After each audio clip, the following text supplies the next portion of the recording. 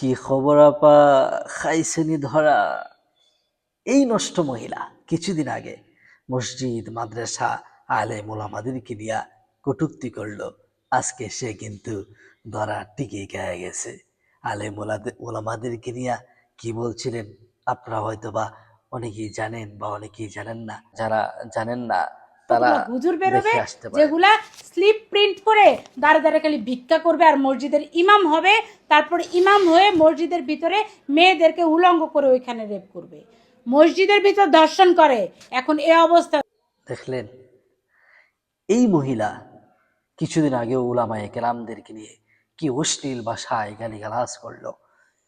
আজকে যখন জুলাই অভ্যুত্থান এবং জুলাই শহীদ আবু সাইদ সহ এদের কটূক্তি করতে চাইল, তাদেরকে গালিগালাজ করতে চাইল, তখন কিন্তু জুলাই যোদ্ধারা আর হুজুরদের মতো এত শান্ত ভদ্র নম্র নয়।